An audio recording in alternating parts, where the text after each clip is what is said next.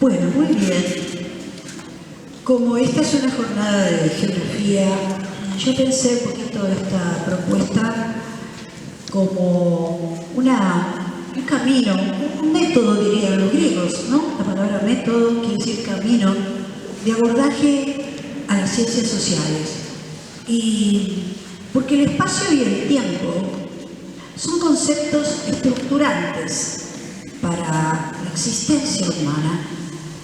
Y creo que el tiempo y el espacio percibido, el tiempo y el espacio concebido, que tiene que ver con la intervención, con el poder, y muy especialmente el tiempo y espacio vividos, que tienen que ver con lo simbólico, con los valores, con la vida cotidiana, la suprema realidad, diría Berger y Luhmann.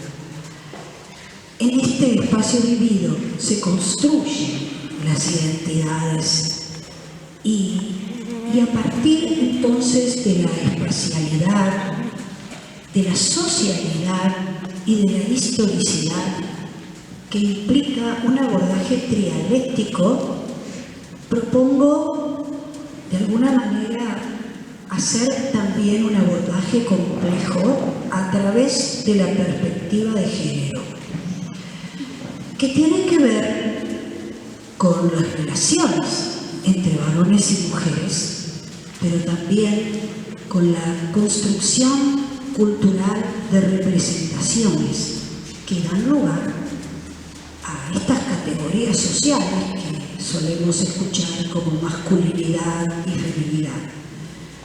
Mi propuesta es, a partir de estas perspectivas, registrar las huellas que encontramos en la espacialidad de la experiencia humana, incorporarnos a las relaciones, como diría Clifford Geertz, a la trama de significados y deshilar para poder ver las asimetrías que se materializan y así ser capaces de desarmarlas. La desigualdad no es natural, claramente. Les propongo entonces, en este camino, un recorrido desde los principios de la humanidad para encontrarnos. Ustedes saben que el género Homo viene de aquel antecesor hipotético, hermano, somos hermanos de los chimpancés y bueno, la bipedestación fue un cambio, pero hubo un cambio biológico muy importante en el género Homo, que es la maternidad. Ya no parimos en soledad. ¿Y por qué es importante? ¿Y por qué es importante no tomar solo el cambio biológico, sino, voy a volver a nombrar, mis alumnos ya lo conocen, Clifford Geertz, en el proceso de coevolución? Porque este cambio biológico, que significó un parto asistido, auxiliado, significó también la necesidad de un grupo. Y allí entonces incorporamos la cultura. Darwin hablaba de la cooperación, de la supervivencia del más apto. Yo no es mi intención discutir con Darwin, pero sí a lo mejor buscarle algunas aristas que no fueron tomadas en cuenta. Yo considero que en esta necesidad de auxiliar a esa mamá que estaba teniendo sus crías, pero la cría era inmadura, necesitaba un año para la mielinización del cerebro, esa llamada altricialidad secundaria, tuvo que ver con la necesidad del grupo y con el cuidado. Ese vínculo tan importante, tan prístino y primordial que construyó los primeros lazos. Cuidar significa curar, es la misma palabra. Y este cuidado, y aquí voy a tomar dos categorías de análisis que yo incorporé a mis tesis. Una es las pequeñas misiones cotidianas. No pequeñas porque fueran intrascendentes, todo lo contrario, pequeñas porque no se ven, pero son tan importantes. Y estas pequeñas misiones cotidianas estuvieron orientadas por los valores de sentido, eran teleológicas, tenían una finalidad con alguien. Así, de las emociones innatas pasamos a los sentimientos. ¿Y por qué no al amor? ¿Cuántas pruebas la bioarqueología nos muestra del amor?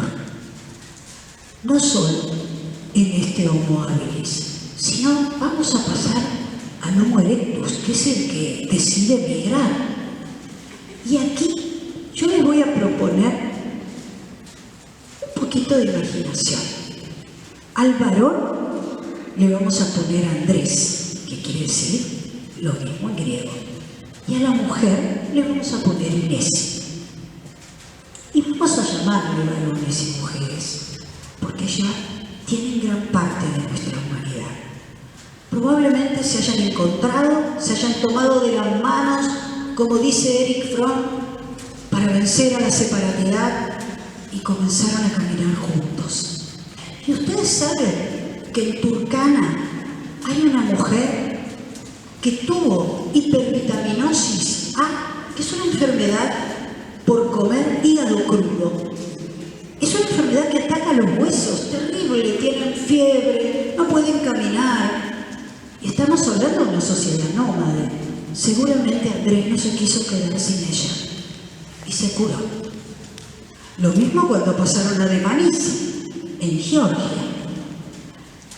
Hay una mandíbula que 6 meses antes de morir perdió todos sus dientes.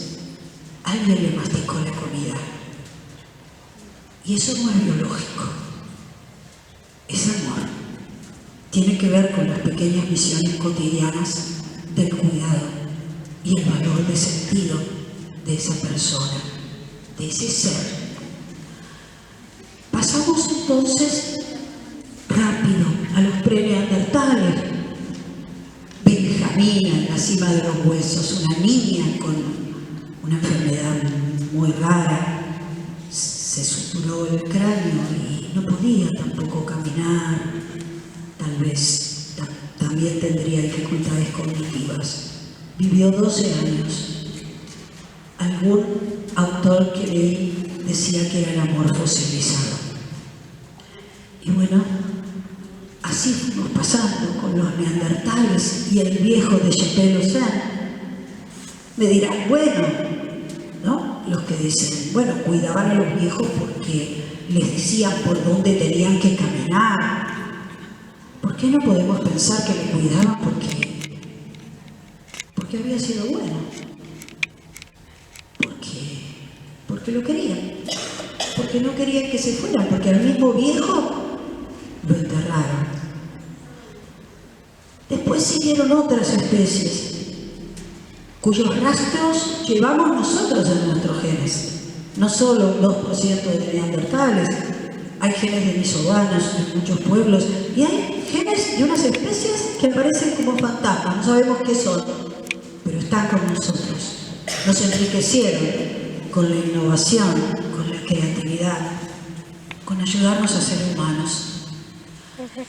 Y llegamos al Homo sapiens sapiens, a nosotros, del arte rupestre, a ese hombre que crea la trama de significados, el lenguaje, el arte, que tal vez sabe que se muere y quiere quedar de alguna manera. Y otra vez, Inés y Andrés venían caminando en este largo paleolítico. Venían caminando, pero Inés estaba por parir. ¿Y cómo hacemos? No puedes seguir, no puedo, me tengo que quedar. Y entonces, allí se buscó un abrigo, se quedó lo que podía del grupo, los viejos, Inés, otras mujeres.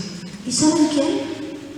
Una mujer que la biología le sacó la posibilidad de parir hasta el final.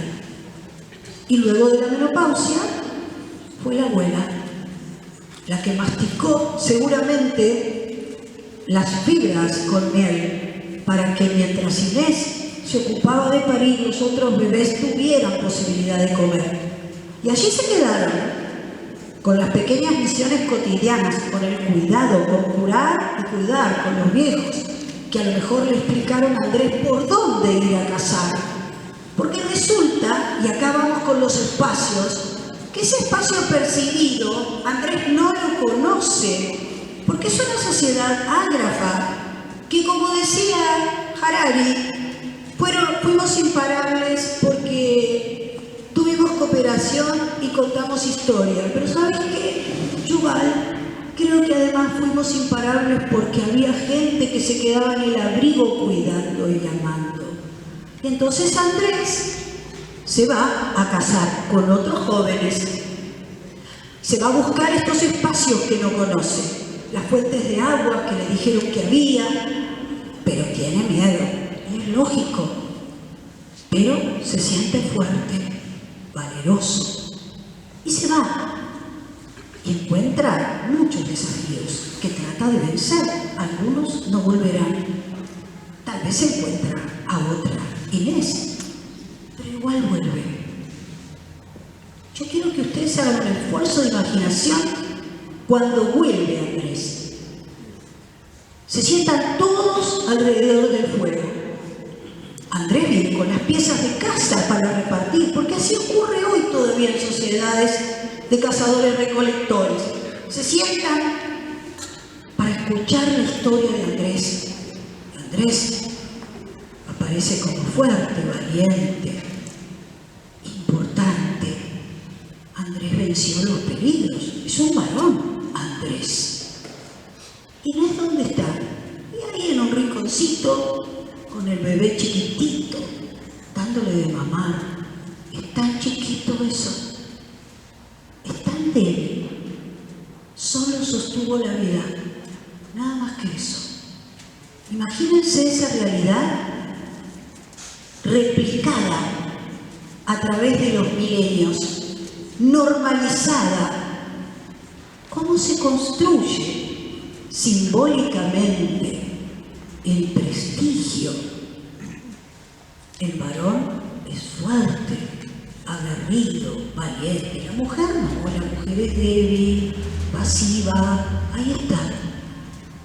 Probablemente todo eso no haya generado una situación de desigualdad muy importante en el Neolítico, porque todavía podemos ver ciudades como Yataj y Yuk en el cinecismo, hoy día Soja en Post-Petrópolis, luchando intelectualmente con Charlie, que habla de revolución agrícola.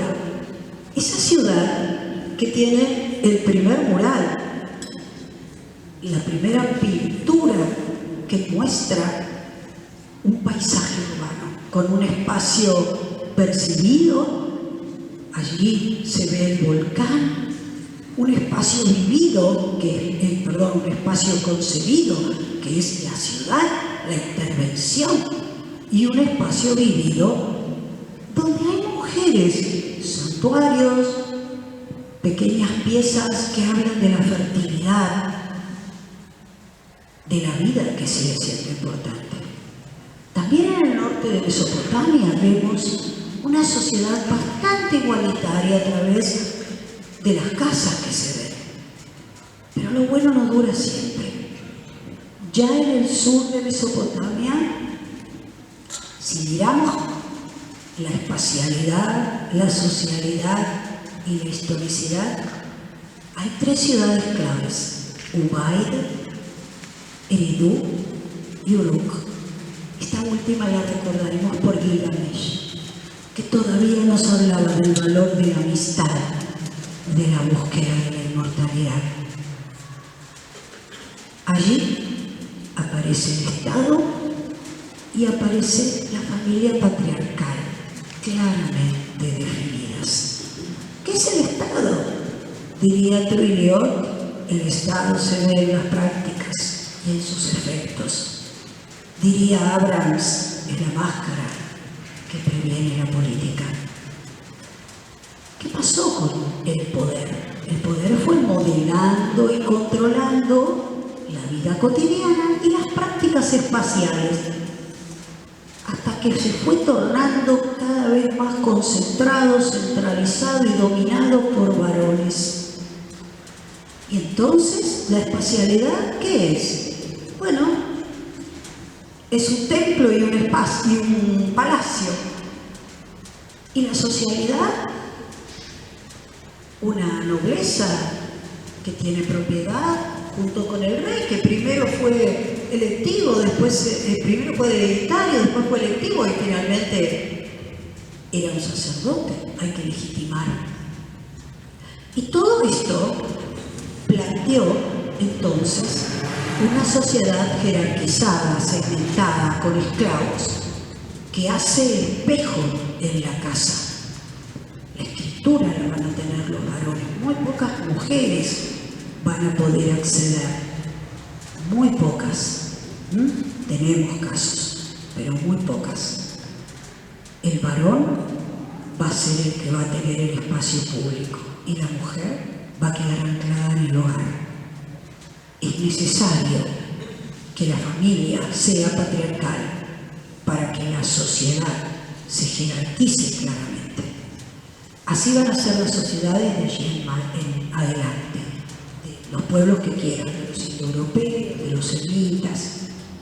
Y vamos a llegar a Grecia de la polis, en donde nada menos que Aristóteles hace la fundamentación ontológica de esta desigualdad. Lo hace en el Tratado de los Animales. Va a decir que la mujer, bueno, sí, es de la misma especie que el varón, pero el varón es superior porque es más fuerte. O sea que aquella fuerza de Andrés, que era una fuerza contingente, él la vuelve esencial. Y Andrés va a estar en un pueblo que nada menos crea la democracia. El valor de la palabra que reemplazó a la fuerza y que se escucha en el ágora. Se reúnen todos los varones en la asamblea, bajo una ley, isonomía, bajo una palabra, isogonía, bajo un gobierno, isocratía. ¿Y en la casa qué pasa? No. En el oikos está Inés, que es inferior. Y que como es inferior, lo único que puede hacer como recipiente, Andrés pone la forma. Inés pone la materia y tiene la obligación de cuidar. O sea que esas pequeñas misiones cotidianas van a estar orientadas al bienestar de la polis. Pero, ¿qué va a hacer Inés? Como diría Chico Buarque, no tiene voluntad ni gusto, tiene miedo apenas. Porque en la casa, en el oikos, no hay nomos, hay voluntad de Andrés.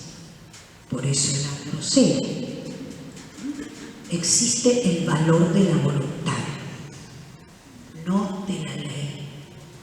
Esta organización perfecta va a pasar, por supuesto, a Roma y va a ser sacralizada en la Edad Media, porque esa ley natural que llamaba Aristóteles, si es la ley natural y Aristóteles dixit, va a ser la ley de Dios.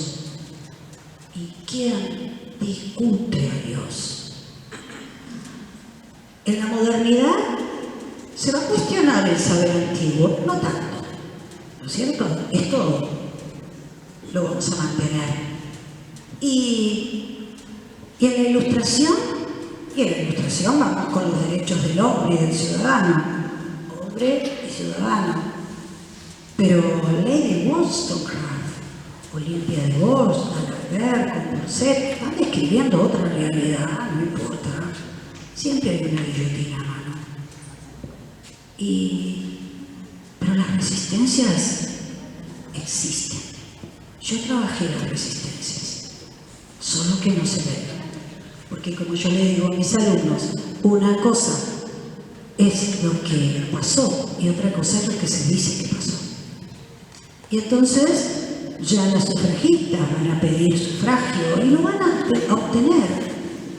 Y vamos a ir llegando a la actualidad que voy a dejar en manos de Rosana, pero antes quiero decirles que nos quejamos de la violencia, pero la violencia, como dice Bhakti, es exotópica, se expresa afuera de donde se gesta en el interior de las relaciones. Entonces, si yo no deshilo, como hablamos con nuestros alumnos, deshilar la trama de significados, no puedo identificar las asimetrías para deslegitimarlas. Este es el recorrido que les propongo.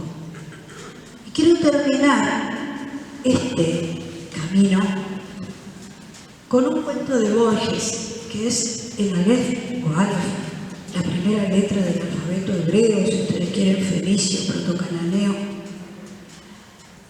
El Aleph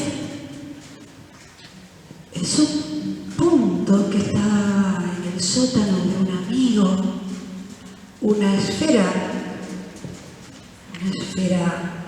fulgurante, tornasolada, en la cual confluyen todos los espacios simultáneamente, en un mismo tiempo. Ese Aleph es lo que nos pasa, chicos. Es dejar de lado las fronteras. No importa con qué disciplina nos ayudamos. Vale la profundidad de la nuestra que estamos siguiendo, pero abramos nuestra mente a otra manera de mirar. Busquemos ese paradigma.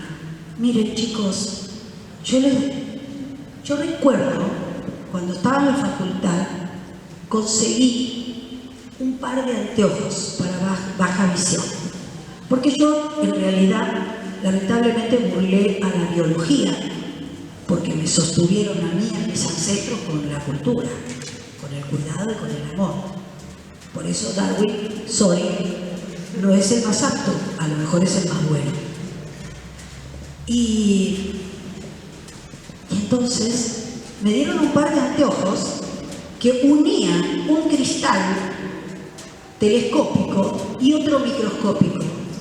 Y cuando me los dieron, miré y veía las letras del libro. Yo les propongo eso, chicos. Miren, con los dos cristales si hace falta, pero busquen otra cosa de la que se dice que hay. ¿Saben?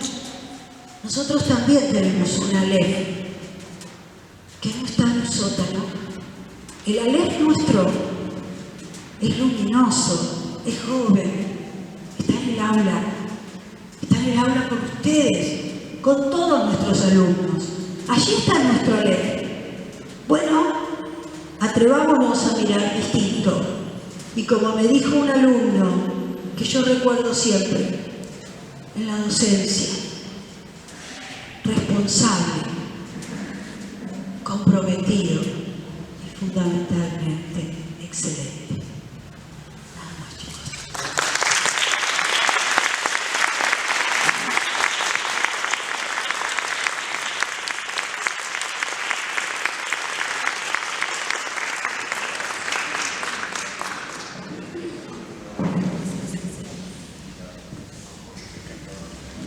Bueno, antes de comenzar mi exposición, yo le había pedido a Liliana si por favor podíamos utilizar como disparador un video que es muy cortito, dura 2 minutos, así podemos después desarrollar lo que traje para compartir con ustedes.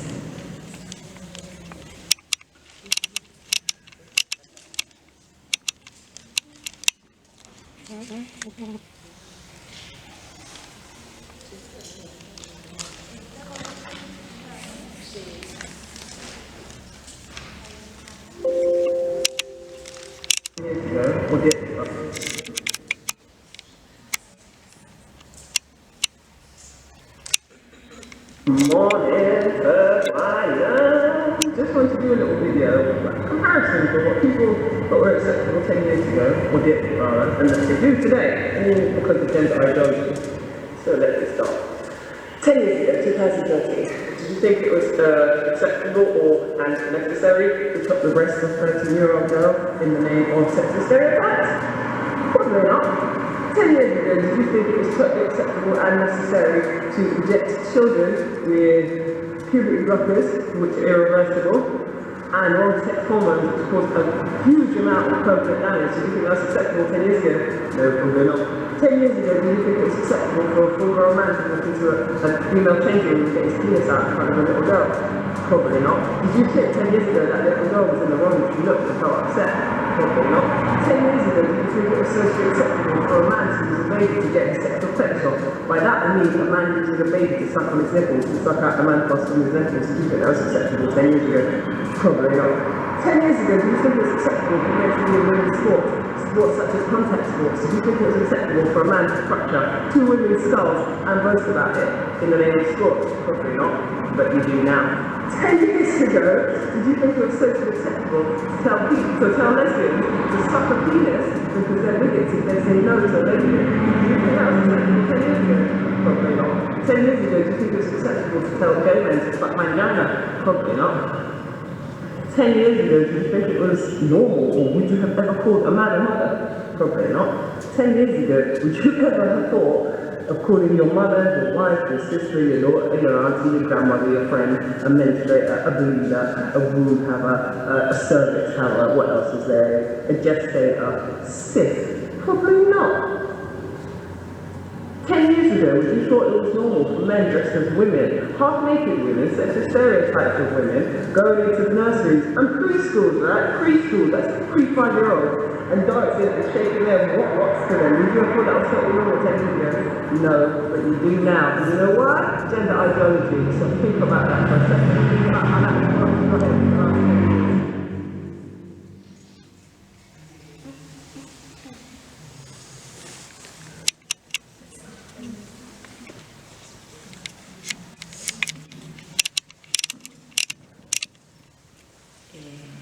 De agua fría, pero bueno, el recorrido histórico en el sentido que nos planteaba Liliana es optimista, porque bueno, sí, aquí estamos todos y estamos gracias al amor, a los cuidados, a la socialización.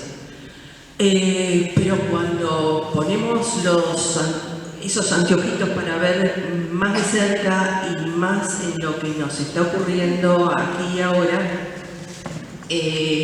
las noticias no parecen ser inmediatamente auspiciosas. Entonces quería exponer algunos aspectos que nos permitan reflexionar acerca de esa situación actual.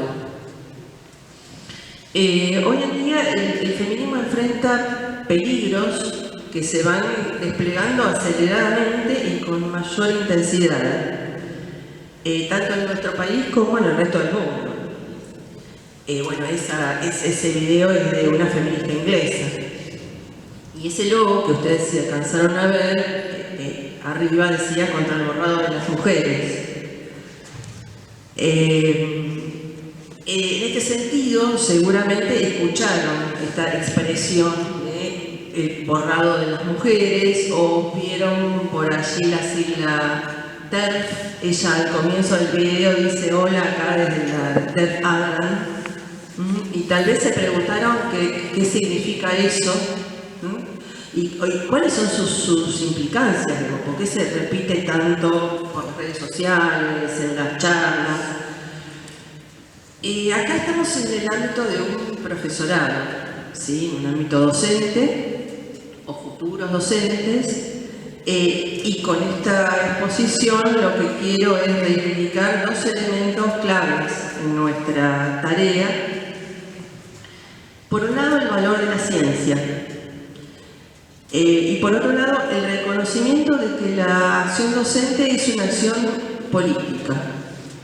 La docencia no es una transmisión aséptica, sino que implica la investigación, el pensamiento crítico y una decisión ética de para qué y para quiénes es ese conocimiento que estamos transmitiendo y construyendo.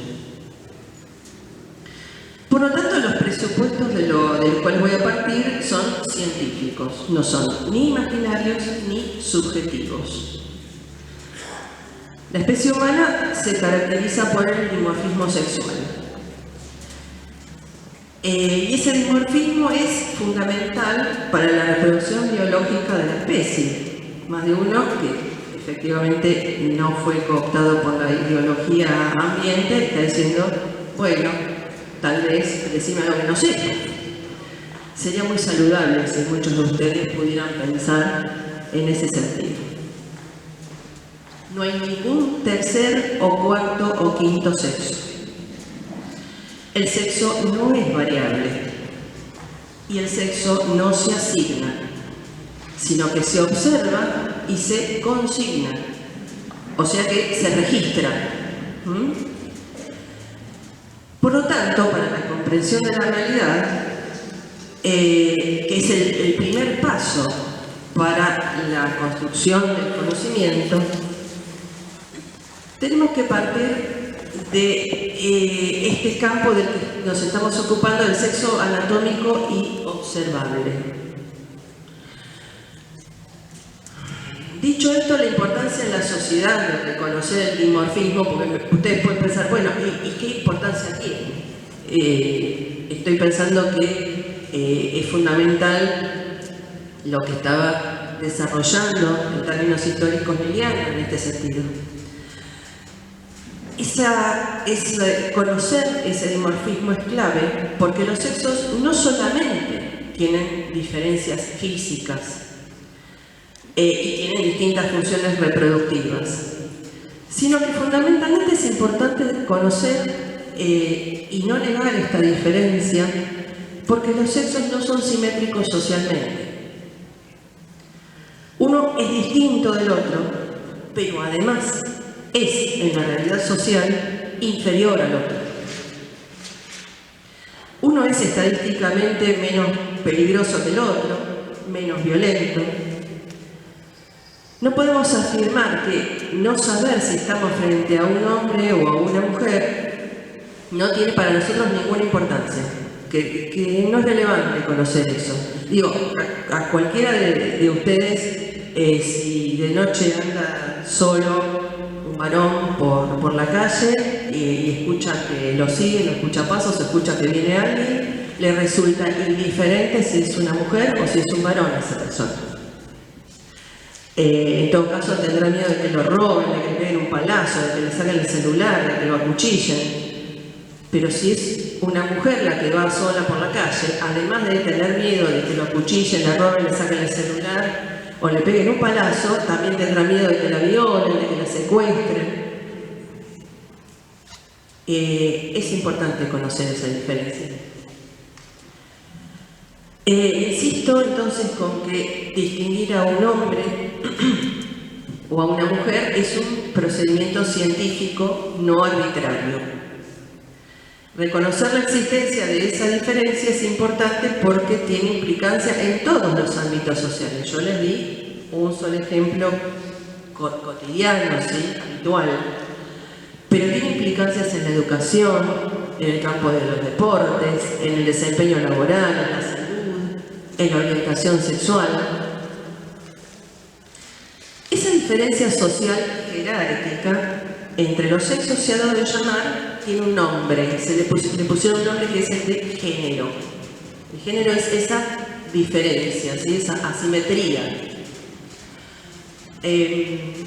Quiero leerles una cita de Gerda Lerner, que es la autora, es una historiadora, autora de La creación del patriarcado,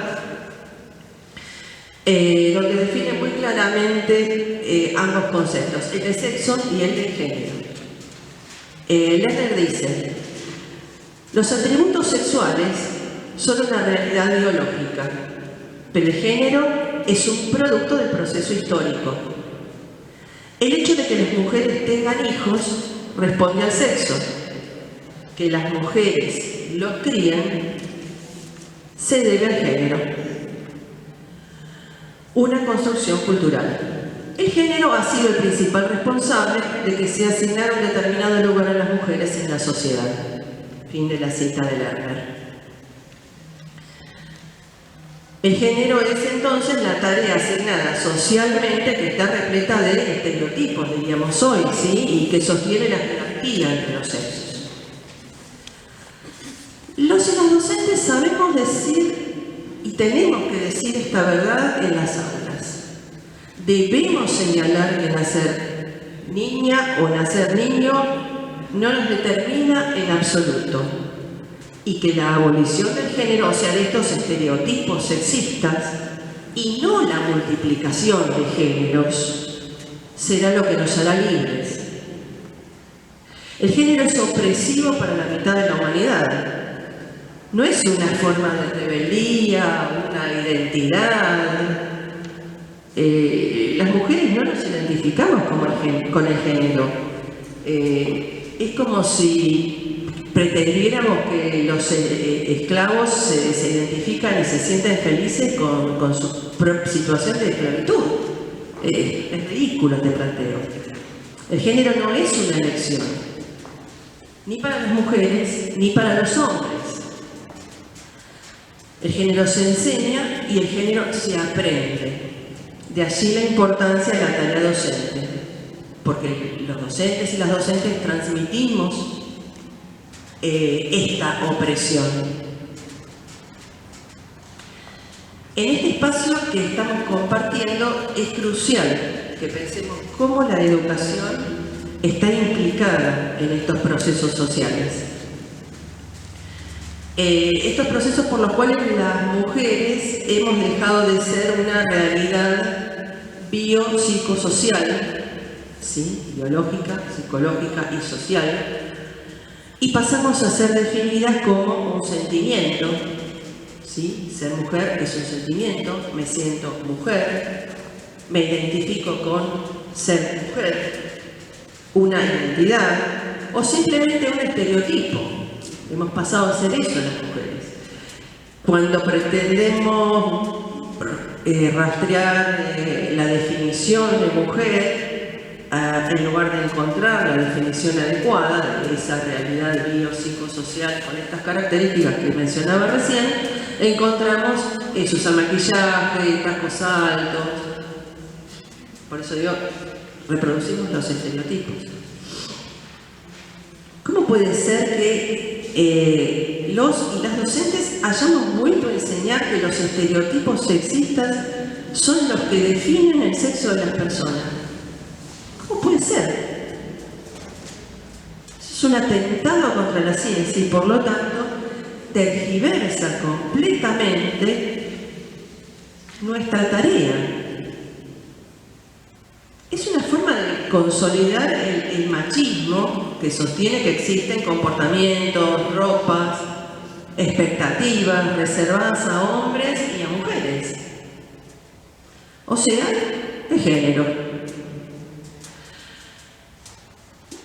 Quiero decir, afirmar que el sexo no es biológico, que es esta tendencia en la que nos encontramos en el último tiempo, no solo a nivel nacional, sino también internacionalmente, sino que el sexo es una característica construida socialmente, refuerza el género. O sea, al negar el sexo, reforzamos el género.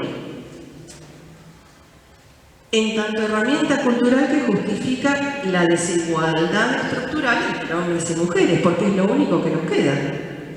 Si una mujer no es esa realidad biopsicosocial que yo mencionaba y que tiene las mismas capacidades, debiera tener las mismas capacidades y posibilidades que los varones, entonces, ¿qué queda de las mujeres? Los estereotipos. Soy mujer porque me he visto de determinada manera. El sexo no solo tiene esa función biológica que yo mencionaba al comienzo, sino que no puede ser eliminado socialmente. No al menos en estas sociedades actuales en las cuales esa jerarquía entre los sexos todavía existe. No se puede eliminar el sexo porque, como les decía hace un ratito, es importante saber si estamos frente a un hombre o a una mujer. Negar el sexo como realidad, como una realidad vírica, así concreta, es anticientífico. El sexo no, como decía al comienzo, no se asigna, el sexo es. Negarlo se utiliza como fundamento ideológico para determinados comportamientos sociales, para justificar determinados comportamientos sociales. El fenómeno ideológico justamente del generismo, o sea, de olvidar que el sexo es una realidad que jerárquicamente jerarquiza a hombres y mujeres, ha vulnerado los derechos de las mujeres, pero también de los niños, las niñas y los adolescentes. Porque se inventa un concepto de infancias trans, de adolescencias trans, y luego se crean, se construyen, se aceptan niños y niñas con esas características. Se los medicaliza de por vida, los opera, en definitiva, los enferma. La sociedad misma, la ideología los enferma. En la medida en que las tendencias políticas generales empujan hacia el constructivismo generista, o sea que constructivismo quiere decir esto que se construye, que el sexo del género es una construcción personal, social y autoidentitaria. En el campo educativo empezamos a encontrar una serie de problemas. Yo hice una enumeración que seguramente no es exhaustiva, tal vez a ustedes les hayan acontecido algunas otras situaciones. En primer lugar señalé que, por un lado, se nos requiere no segregar por sexos al realizar deportes, por ejemplo, o para la utilización de los espacios como baños, vestidores, etc. ¿Sí? Que no haya segregación por sexos. Tampoco podemos eliminar los estereotipos porque son considerados identitarios. O sea, si como docentes planteamos, no, pero pensar que las mujeres tenemos que maquillarnos o usar tacos altos o eso no es una mujer, no podemos discutir, no podemos combatir esos estereotipos porque forman parte de la identidad, de las identidades que están construyendo otros que no son mujeres. Por lo tanto, se nos presiona para que continuemos educando en la dominación, en la desigualdad y en la jerarquía.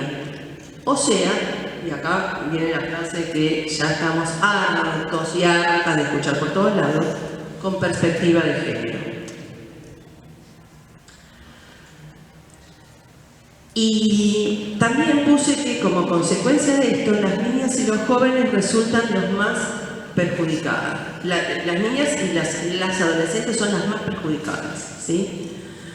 En los centros educativos, además, se promueven prácticas invasivas, terapias de afirmación de género, que estas terapias de afirmación de género, como bloqueadores, o terapias hormonales, constituyen la nueva versión de las viejas terapias de conversión de los homosexuales, por ejemplo. En ese sentido, el constructivismo generista no solamente es profundamente misógino, sino que es abiertamente homofóbico.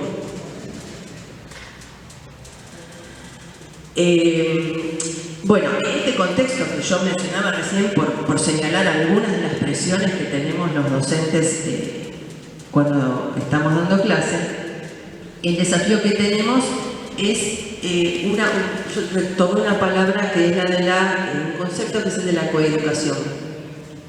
Es un concepto pedagógico que es muy sencillo y que en España tiene un largo recorrido de desarrollo, en nuestro país no tanto, pero es muy fácil. Coeducar es educar a los niños y a las niñas de la misma manera, al margen del género femenino o masculino. Es decir, educarlos partiendo del hecho de que su diferencia de sexo no es importante, potenciando el desarrollo de su individualidad, sin tener en cuenta los roles que se les exige cumplir en esta sociedad sexista. Por ejemplo, no pensar que las niñas, porque son niñas, son más sensibles, son más tranquilas, o no les van a gustar las matemáticas, o esos prejuicios están muy instalados, o estuvieron durante decenas de años instalados en la carrera y en la cabeza docente. Ni que los niños son más inquietos, o son más fríos, o más insensibles, porque son niños. Esto también significa, como el tema de la mesa era sobre ESI, esto también significa que la ESI implica una educación en sentimientos, en comportamientos, o sea, es una educación actitudinal y en afectos.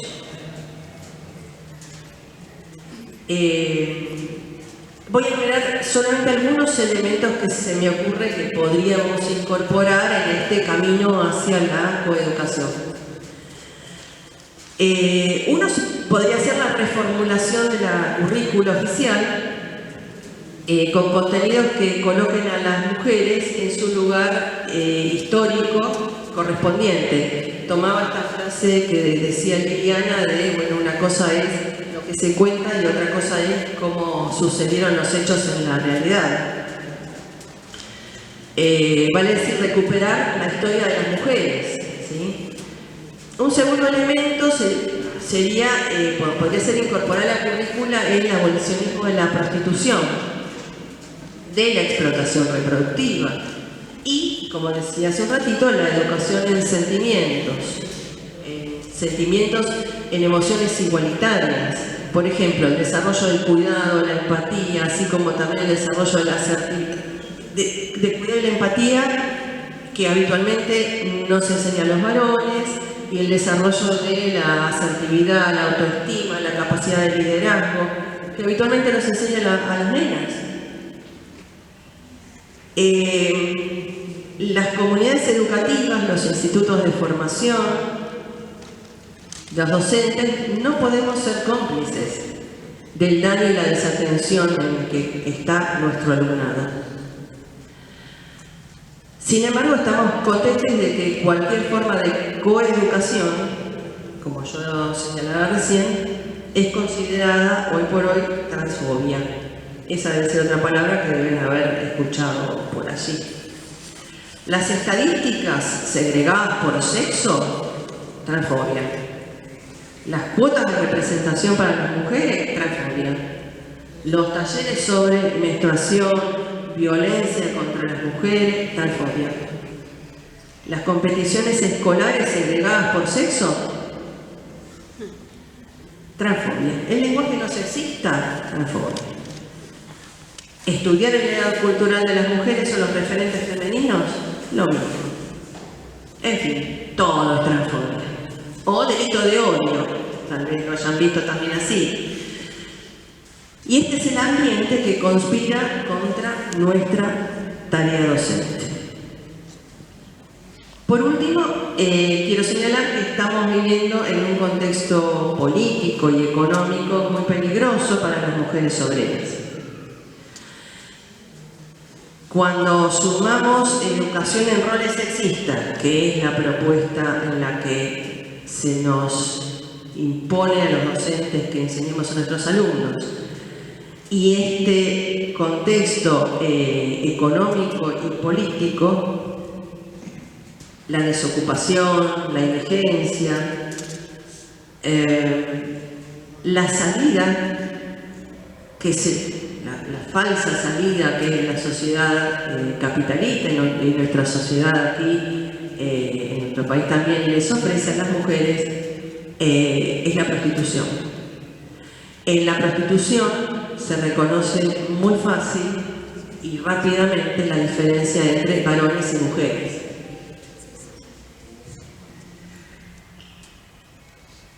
Cuando culturalmente aceptamos que no somos ya mujeres, entonces tenemos que aceptar que no somos ya mujeres, sino, como veníamos en el video recién, ¿sí?, cuerpos gestantes o personas gestantes. Digo, la ley del aborto aprobada habla de mujeres y personas gestantes. O que en lugar de vagina las mujeres tenemos agujero de adelante.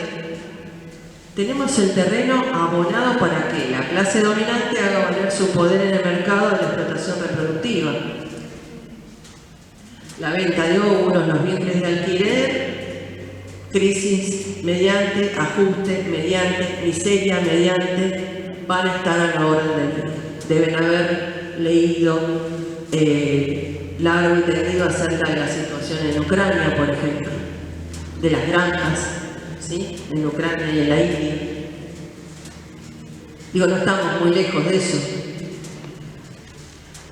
Pero más aún, estamos frente al riesgo real de que nos arrebaten los derechos reproductivos que obtuvimos después de tanta lucha y más de 20 años. El aborto y la anticoncepción van a ser cosas del pasado si seguimos así. Yo no doy por sentado que esos derechos fueran obtenidos de una vez y para siempre. Yo había pensado en un ejemplo un poco más lejano en la historia de la Revolución Islámica en Irán, porque tenía la imagen en la cabeza de una película muy bonita que es Persépolis, y tal vez ustedes ya la hayan visto. Y cómo a partir del 79 lo que parecía un país progresista, lo que era un país progresista, occidental, etc., terminó como lo conocemos hoy. Pero me hicieron notar en la lectura del texto, cuando yo ya lo estaba terminando de organizar, que sin ir más lejos hay ejemplos mucho más concretos y mucho más recientes y mucho más occidentales, porque es fácil pensar que los iraníes son esos bichos raros y islames, y bueno, ¿qué querés? Son hindúes, son islam. En Estados Unidos hay varios estados que ya prohibieron el aborto. Y van en camino a eso. Entonces eso es más reciente y eso es el mundo occidental. El video que vimos al principio pone sobre la mesa que todo lo que nos sucedió en el terreno político del feminismo en los últimos 10 años, dice ella, bueno 15, ha sido un retroceso. Los y las docentes no podemos normalizar, no podemos naturalizar esto. El feminismo no puede aceptar esta vulneración. Estamos frente a un peligro más que conservador, reaccionario. Estamos frente a una reacción. Si continuamos negando la realidad biopsicosocial de las mujeres y si las elecciones del mes que viene dan como resultado un gobierno de ideología libertaria, pongámosle muchas comillas, las mujeres seremos con seguridad carne del mercado. Putas, gestantes, donantes o madres a la fuerza. Muchas gracias.